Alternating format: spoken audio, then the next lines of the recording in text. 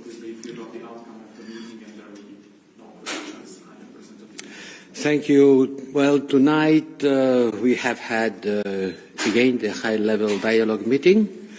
It is the first one since the audit. It was an important one. And I want to thank the European Union Special Representative, Miroslav Lajme, for the important work that he has been doing since audit in order to move from negotiations to implementation of the agreements. Yes, we have been discussing about how do they implement both parts, what was agreed on the 27th of February in Brussels and on the 18th of March in Ohrid. Firstly, and I think you have been paying attention to my statement earlier tonight, the parties delivered at the end on an important point of the implementation annex, the declaration on missing persons.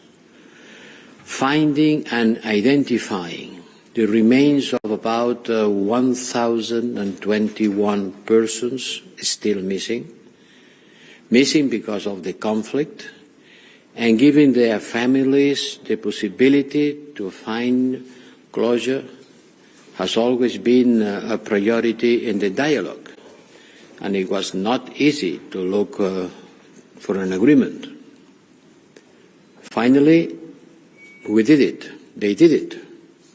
And this is an important humanitarian issue, an issue that should not be politicized. For many families, they have suffered for far too long without getting the clarity they deserve about the fate of their loved ones. It is finally time to close a painful chapter. And we hope and we expect that the commitment that the leaders made today to redouble their efforts will enable this to happen. We will discuss the details, calling the parties, to invite the parties to come here to Brussels on how to implement this declaration. But this is a very important chapter that goes to an end after long discussions.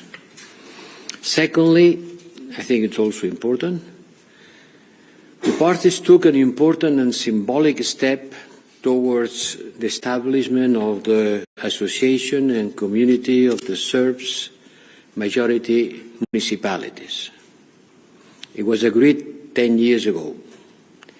And finally, today, the management team comprised of Kosovo Serbs finally presented to the parties the first draft. It's not the final draft. It's a starting point, but here it is. The first draft of the statute of this association community of the Kosovo Serbs majority municipalities. This is in line with Article 7 of the new agreement, and the presentation of this draft makes an important part of the agreement, and I want to salute the fact that this draft was put on the table. Prime Minister Kurti shared his own views for the protection of rights of the Serb community in Kosovo, and as expected, the views of the parties are far apart on the nature of this association community. I didn't expect anything else. I was sure that the parties were having different views on this association community, on the nature of this association community of municipalities. But even if they disagree, they agreed to start negotiations on the future of this association community in the near future, taking this draft, this first draft, as the starting point of the discussion. And I want to urge both parties to engage in this process constructively and in good faith, and being ready to reach compromises.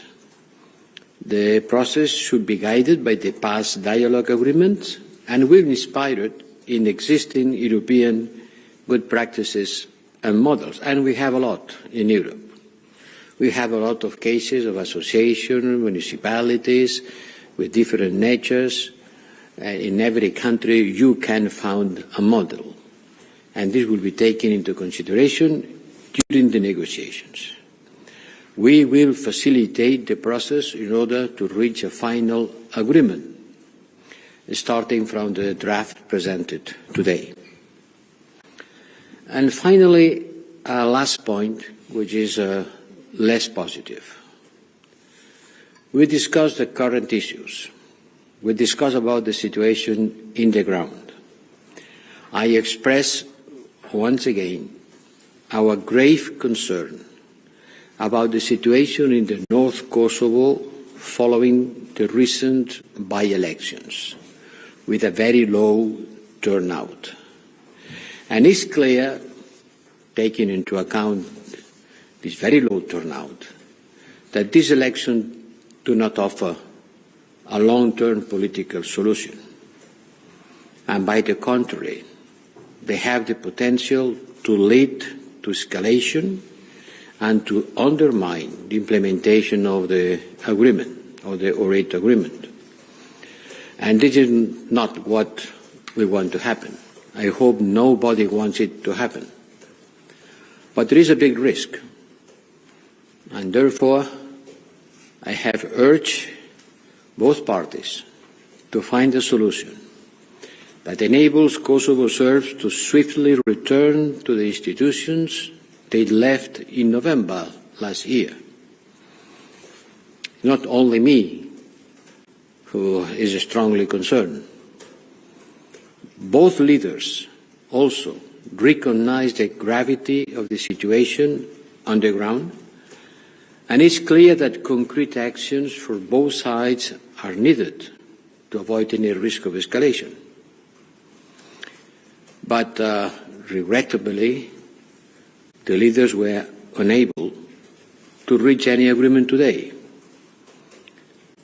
And I am afraid that we will be facing, maybe, I hope not, but a critical situation. Talks need to continue soon. We are now in a situation where we have a good news from the agreement that provides a clear path on the way forward, on normalization of relations. But we have to continue using this framework to push this process forward. And this is directly linked to the European future of both Serbia and Kosovo. Once again, I want to thank my special representative, Miroslav Lajme, for his good work, and he will invite the chief negotiations and their experts to Brussels soon. He will start discussing. The inaugural meeting of the Joint Monitoring Committee that was created in the Ohrid Agreement will meet still this month. And let's hope that we will be able to avoid an escalation that could lead to another crisis and jeopardize implementation of the agreement. But there are good news, missing persons, first draft of the association, community of municipalities, and a big concern about the situation in the ground and the need to continue working to look for a solution before the crisis